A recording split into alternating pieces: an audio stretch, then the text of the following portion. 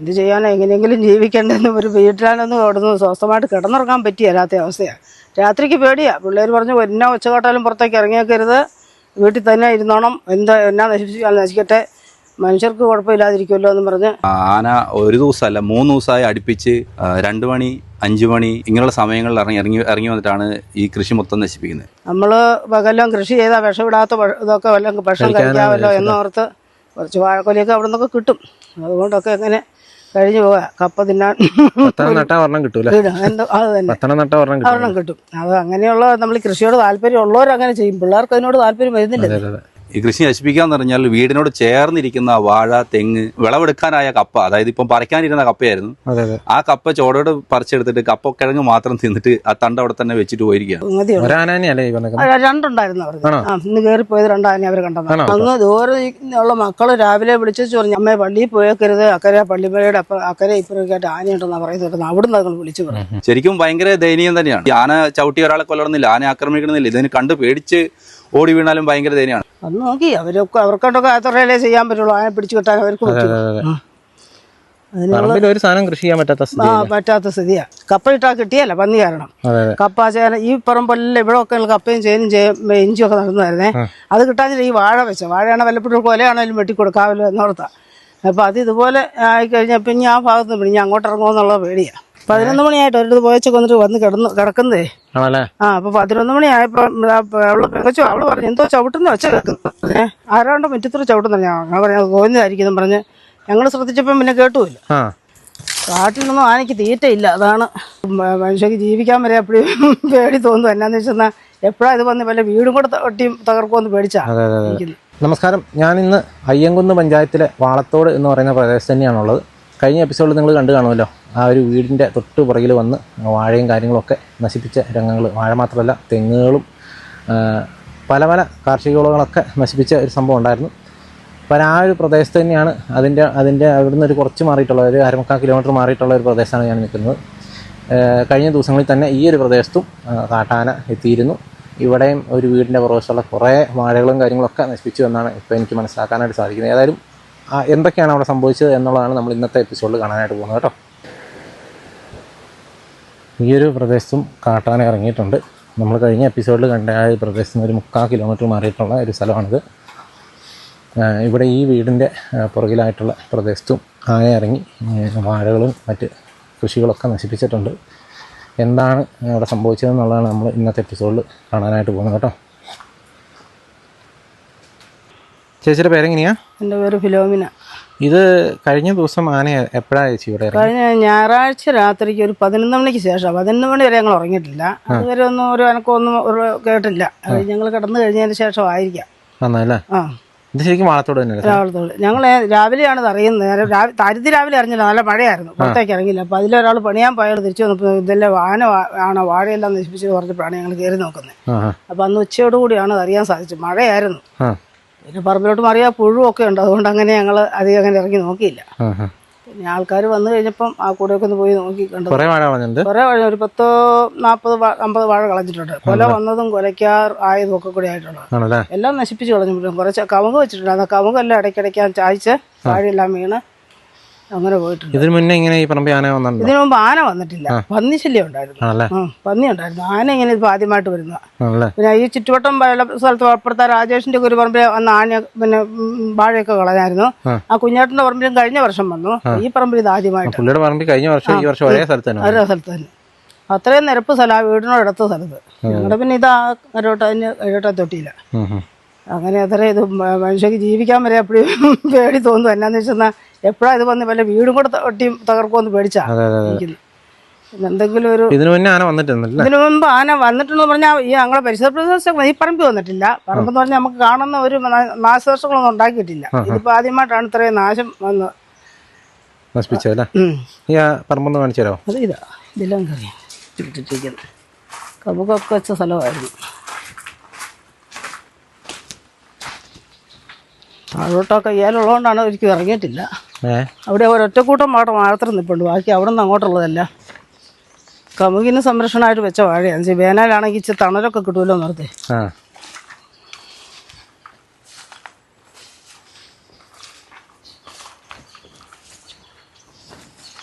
തോട്ടപ്പുഴും ഉണ്ട്. ഉണ്ടാവൂലേ? ആ ഉണ്ടെന്ന് പറയുന്നത്. ഇതിലൊക്കെ എനിക്ക് ആ ഒരു സാധനത്തിനെ പേടിയാണ്, അതുകൊണ്ട് ഞാൻ അങ്ങനെ അധികം കയറാറില്ല. ഓ കുറേ കളഞ്ഞിട്ടുണ്ട് കേട്ടോ. ഇതിപ്പോൾ 2-3 ദിവസമായിട്ട് ഈ പ്രദേശത്ത് തന്നെ കിടന്ന് കറങ്ങും. ഉണ്ട്. അത് അതിന് അപ്പുറത്തെ പറമ്പിൽ നിന്ന് കിഴട്ടേക്ക് ഇന്നലെ വൈകിട്ട് രാത്രിക്ക് ഓടിച്ചു വിട്ടെന്നാ പറയുന്നത്. ഫോറസ്റ്റുകാരും ഒക്കെ വന്ന് നോക്കിയായിരുന്നു. ഇല്ല, ഇതുപോലെ പിച്ച് ചിന്തി കഴിഞ്ഞാൽ പിന്നെ ആ വാഴയ്ക്കൊന്നും പിന്നെ ഒരു ചെയ്തിട്ടും കാര്യമില്ല. നശിപ്പിച്ചു കളഞ്ഞല്ലേ? കമുകൊക്കെ വളച്ച് ഓടിക്കാറാക്കിയൊക്കെ ഇട്ടിരിക്കുന്നുണ്ട്. ഇഷ്ടംപോലെ ഫുള്ള കൂട്ടം മുഴുവൻ നശിപ്പിച്ചു. ഇതാണ് ഇവിടുത്തെ ഒരു ഇതിന്റെ പിണ്ടി വലിച്ചൂരി തിന്നാനാന്നാ തോന്നുന്നത്. ഇതിന്റെ ഈ വാഴപ്പിണ്ടിയേ ചടിച്ച് പറിച്ച് അതും കൊല കയറി വരുന്ന കൊലയൊക്കെ ആയിട്ട് കടിച്ചു പറിച്ച് തിന്നാൻ വേണ്ടിയാ. കാട്ടിലൊന്നും ആനയ്ക്ക് തീറ്റയില്ല, അതാണ്. എല്ലാ നാട്ടിലേക്ക് ഇറങ്ങും അല്ലേ? എന്തോ ഇതിങ്ങനെ വളഞ്ഞു നിൽക്കുന്നത്. ഇനി നോർത്ത് വിട്ടാൽ കുഴപ്പമില്ല. കമുകൊന്നും പറിച്ചു കളഞ്ഞിട്ടില്ല, എല്ലാം കണ്ടില്ല. അതുപോലെ ഒടിയാറാക്കി ഒടിച്ചുമൊക്കെ നിർത്തിയിരിക്കുന്ന. ഒടിഞ്ഞു പോകാത്തൊക്കെ രക്ഷപ്പെടുമായിരിക്കും. ഒത്തിരി കുറേ വാഴ കളഞ്ഞിട്ടുണ്ട് കേട്ടോ. മുകളിലേക്കൊന്ന് കയറി നോക്കാം. വാഴപ്പണ്ടം കിടക്കും. ഇതാ കുഞ്ഞാൻ്റെ അവിടെ പറമ്പിൽ കയറി അന്ന് തന്നെയാണ് ഇവിടെയും കയറിയത്? അല്ല, അതിന്റെ തലേ രാത്രിയില്ല. ഇവിടെ കയറിയതിന്റെ പിറ്റേ ദിവസമാണ്. അന്നാരും പറഞ്ഞല്ല, പിറ്റേ ദിവസമാണ് കുഞ്ഞാട്ടിന്റെ വീട്ടിൽ കയറി. കമുകൊക്കെ ഒടിച്ചിട്ടിരിക്കും.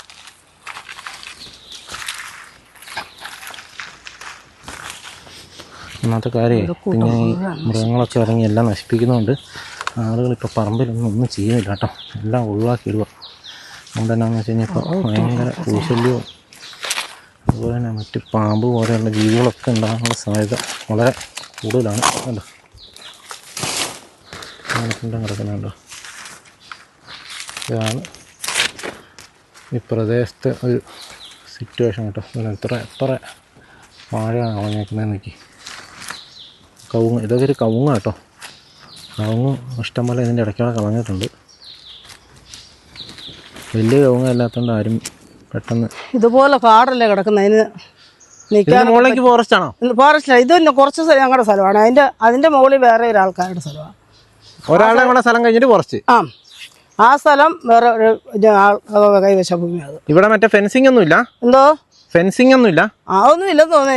എന്നും പറയുന്നുണ്ട് സംരക്ഷണ പേജ് കെട്ടണം, അതായത് എന്നൊക്കെ പറഞ്ഞതല്ലാതെ. ദൃശ്യങ്ങളിൽ തന്നെ കാണാട്ടോ. ചവിട്ടി പോലെയാണ് ഒറ്റ രാത്രി കൊണ്ട് കയറിയ. ഇനിയും താഴോട്ട് നോക്കിയതേ ഇഷ്ടംപോലെ വാഴ കിടക്കുകയാണ്. ഇതൊക്കെ വരും ദിവസങ്ങളിലും ഇറങ്ങി കളയാനുള്ള എല്ലാ സാധ്യതയുണ്ട്. ആന ഈ പ്രദേശത്ത് കുറച്ച് അപ്പുറത്തായിട്ടുണ്ടെന്നൊക്കെയാണ് ഇപ്പോൾ നമ്മൾ കഴിഞ്ഞ എപ്പിസോഡ് കണ്ടാണല്ലോ അവർ പറയുന്നത് കേട്ടാണ്. ആനപ്പിണ്ടോ അവിടെ എങ്ങാണ്ട് കിടപ്പുണ്ടാകും. തെങ്ങിൻ ചോട്ടിലെങ്ങാണ്ട് ആനപ്പിണ്ടോ ഉണ്ട്. ഞാൻ കണ്ടായിരുന്നു. അത് പറഞ്ഞു. അതൊക്കെ 2-3 സ്ഥലത്തുണ്ട്. അത് വന്നെന്നുള്ളതിൻ്റെ തെളിവാ. അവിടെയൊക്കെ ഉണ്ട്. ഞങ്ങളൊരു 11 മണിയായിട്ട് ഒരിടത്ത് പോയച്ചൊക്കെ വന്നിട്ട് വന്ന് കിടക്കുന്നതേ ആണല്ലേ? അപ്പോൾ 11 മണിയായപ്പോൾ അവള് പറഞ്ഞു എന്തോ ചവിട്ടുന്ന വെച്ച കേൾക്കുന്നു. ആരാണ്ട് മുറ്റത്തൂർ ചവിട്ടുന്ന. ഞങ്ങൾ പറഞ്ഞത് തോന്നുന്നതായിരിക്കും പറഞ്ഞ് ഞങ്ങൾ ശ്രദ്ധിച്ചപ്പം പിന്നെ കേട്ടുമില്ല. പിന്നെ അങ്ങ് കിടക്കുമായത്. അല്ലെങ്കിൽ ഇത് വരുന്നതാണ് നമ്മൾ ഇറങ്ങിയിട്ട് എന്ത് കാര്യം? പേടിച്ചിട്ടൊന്നും ഇറങ്ങിയല്ല. വീടിന്റെ തൊട്ട് അടുത്ത് തന്നെ എത്തിയില്ലേ? പിന്നെ തൊട്ടടുത്തല്ലേ, വീടുമായിട്ട് അത്രയും അടുത്തല്ലേ അത്.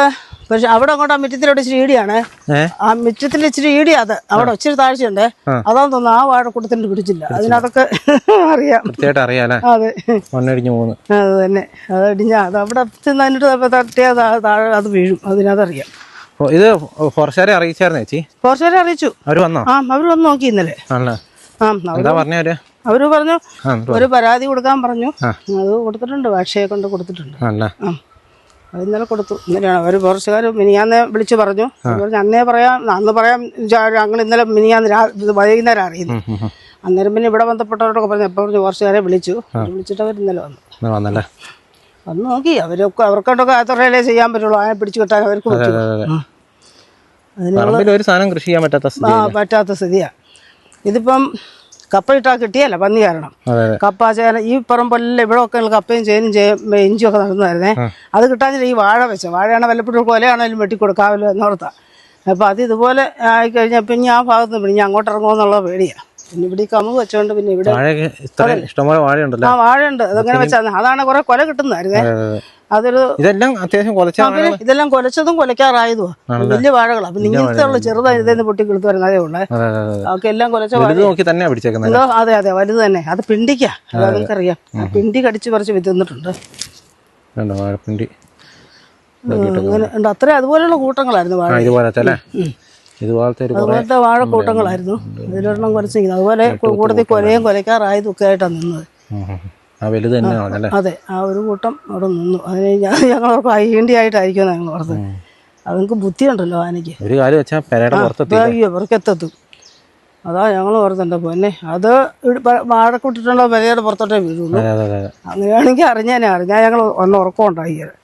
അറിയാൻ ഈ വന്യമൃഗങ്ങൾ ഇങ്ങനെ ഓരോ കൃഷിയൊക്കെ നശിപ്പിക്കുന്നുണ്ട്. പറമ്പിൽ കൃഷി ചെയ്യാനുള്ള താല്പര്യമില്ലല്ലോ. എന്ത് ചെയ്തിട്ട് എന്ത് കാര്യം? കിട്ടുന്നുണ്ടോ? ഒരു തരത്തിലും കിട്ടിയല്ല. ഞങ്ങൾ ഈ പറമ്പ് ഇവിടെ നിന്ന് അങ്ങേ അറ്റം വരെ തെളിച്ച് ഓരോന്ന് നട്ടുകൊണ്ടിരുന്ന കപ്പ ഈ ഭാഗം മുഴുവൻ കപ്പ, അതിന്റെ താഴെയുള്ള ഭാഗങ്ങളിലുള്ള ചിഞ്ചി, പിന്നെ കുറച്ച് നെല്ല് വിതയ്ക്കുമായിരുന്നു. ഇതൊന്നും കിട്ടുന്നില്ലെന്ന് ആയി കഴിഞ്ഞാൽ പിന്നെ അവസാനം എന്ന് പറഞ്ഞാൽ കവുങ്ങൊക്കെ വെച്ച് അതിന്റെ അടയ്ക്കാനുള്ള പറിച്ചെടുത്താൽ മതിയല്ലോ. പിന്നെ ഈ വാഴയൊക്കെ വെച്ചാൽ ഒരു കൊല കിട്ടൂല എന്നോർത്തൊക്കെ ചെയ്യുന്ന അതും കളയുകയാണ്. എന്ത് ചെയ്യാൻ? കാട്ടുമൃഗം ഇതുപോലെ പെരുകിപ്പോയി. പണ്ടൊന്നും പറമ്പിൽ ഇങ്ങനെ കാടൊന്നും കാണിയാലായിരുന്നു. ഇല്ല അത് കപ്പയെ കൂടാണ് നല്ല ഇത് 2 മാസമേ ഉള്ളൂ തെളിച്ചിട്ട് കവുങ്ങിനകം ഉണ്ടാകും. ഇത്രയും ചെറിയ കാടായിട്ടിരിക്കുന്നത്. അത് അവിടെ അത് ആ പ്രാവശ്യം തെളിച്ചില്ല. വേനലാകട്ടെ നിർത്തി. ഈ കൊല്ലം വേനലാവുന്നുമില്ല. കിട്ടാനില്ല. അതുകൊണ്ട് കൃഷിയോട് എല്ലാവരും മടുത്തു. കൃഷി ചെയ്യുന്നില്ല. അതാ പിള്ളേരൊക്കെ പറഞ്ഞ് എന്തിനാ ചെയ്യുന്ന, വല്ലതും പഠിച്ചു വല്ല ജോലിയും കിട്ടിയാല് അത് കാര്യം. പിന്നെ നമ്മൾക്ക് ഈ പണ്ട് തൊട്ടേ വല്ലതും കൃഷി ചെയ്ത് തിന്ന് പഠിച്ചിട്ടിരിക്കുന്നോട്ടെ ചേന ചേമ്പ് ആ നിൽക്കുന്ന ചേമ്പിനിട്ട് വരെ വന്ന് പന്നി കുത്തി അവിടെ നിന്ന് അത്ര അടുത്ത്. അത് അത്രയും അങ്ങനെ മുറ്റത്തോട്ട് കയറ്റി വെച്ചെങ്ങനെ പിന്നെ ഞങ്ങൾ ചാക്കോ അല്ല പ്ലാസ്റ്റിക്കൊക്കെ ചവിട്ടി വെച്ചാണ് ഒരെണ്ണം നിലയ്ക്ക് കിട്ടുന്നത്. ഈ ഭാഗമൊക്കെ മുഴുവൻ ചേമ്പ് നട്ട് ചേനേ 100, 150 ചേന വീഴും. അത് കർക്കിടക മാസത്തിൽ നമുക്കൊരു പൈസയായിരുന്നു. അങ്ങനെയൊക്കെയുള്ള അവസ്ഥകളാണ് ഇപ്പം. അതുകൊണ്ട് ചാച്ചനും അമ്മയൊക്കെ ഉണ്ടായിരുന്നപ്പോൾ അവരൊക്കെ കൃഷിയിൽ തന്നെയായിരുന്നു. ഞങ്ങളൊക്കെ ആയപ്പോൾ അത് കണ്ടുപിടിച്ച് കുറച്ച് പിന്നെയുള്ള മക്കൾക്ക് അത് ചെയ്യണമെന്നില്ല.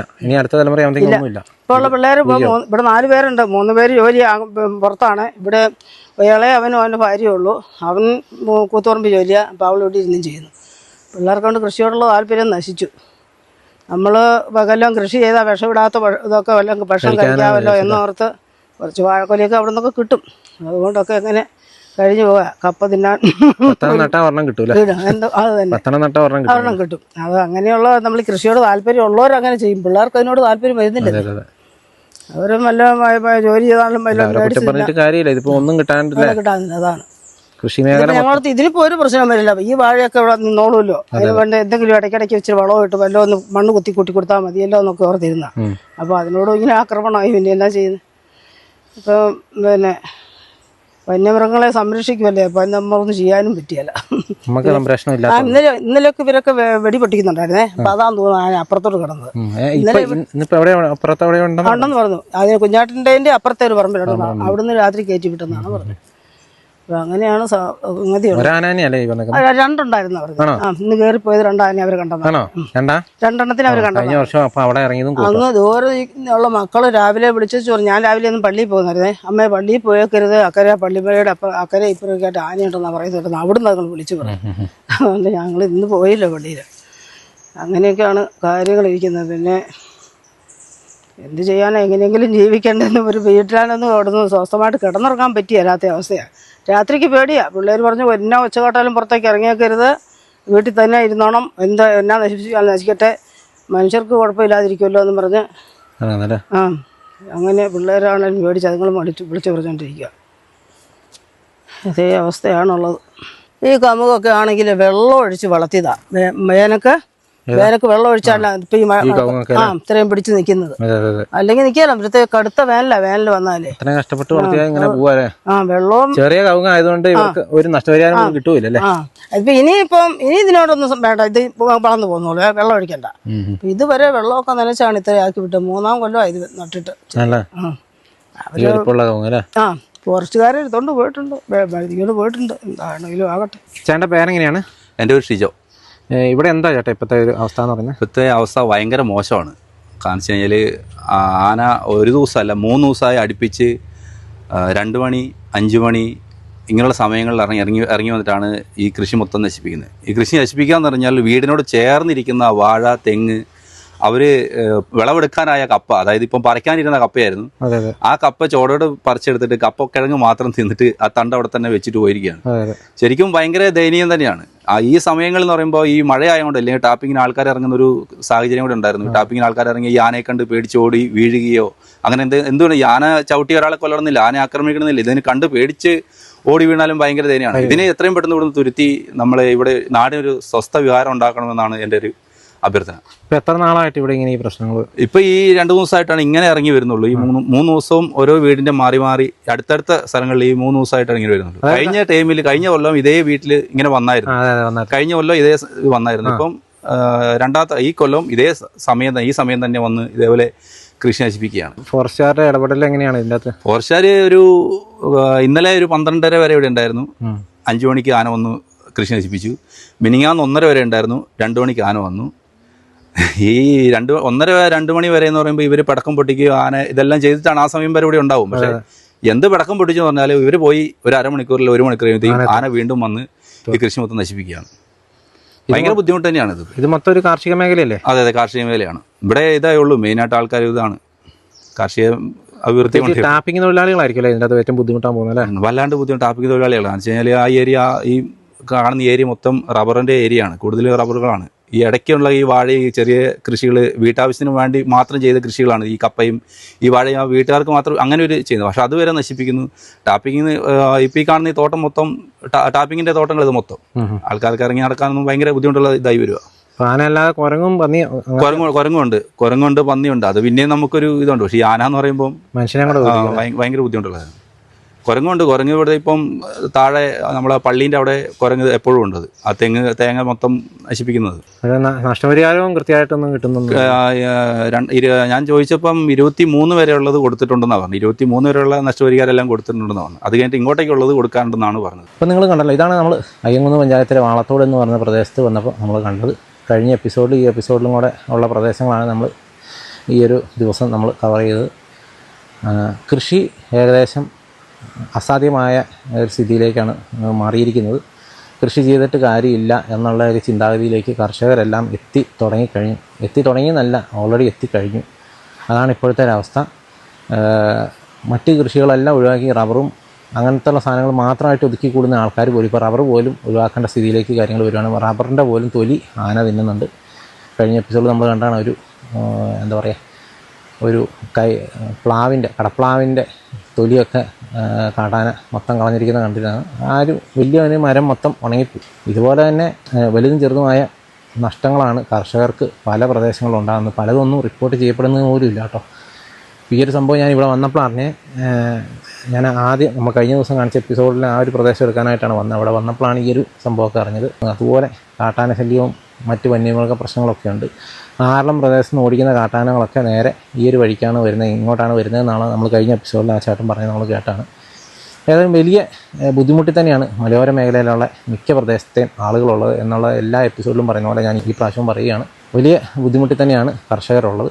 എത്രയും പെട്ടെന്ന് കാട്ടാനകൾ നാട്ടും പ്രദേശത്തേക്ക് അല്ലെങ്കിൽ നാട്ടിലേക്കൊക്കെ ഇറങ്ങാതിരിക്കാനുള്ള, കാട്ടാനകൾ മാത്രമല്ല മറ്റ് വന്യജീവികളൊക്കെ ആനയായിട്ടും കാട്ടുപന്നിയായിട്ടും പല പ്രദേശങ്ങളിലും കടുവ, പുലി പോലെയുള്ള ജീവികളായിട്ടും അങ്ങനെ എല്ലാ തരത്തിലും ആളുകൾ പൊറുതിമുട്ടിയിരിക്കുകയാണ്. എത്രയും പെട്ടെന്ന് ഇതിനൊരു പരിഹാരം ഉണ്ടാകട്ടെ എന്ന് മാത്രം പറഞ്ഞുകൊണ്ട് ഈ വീഡിയോയുടെ അവസാനിപ്പിക്കുകയാണ്. അപ്പോൾ വീണ്ടും മറ്റൊരു ദിവസം മറ്റൊരു എപ്പിസോഡുമായി വീണ്ടും കാണാം. Thank you.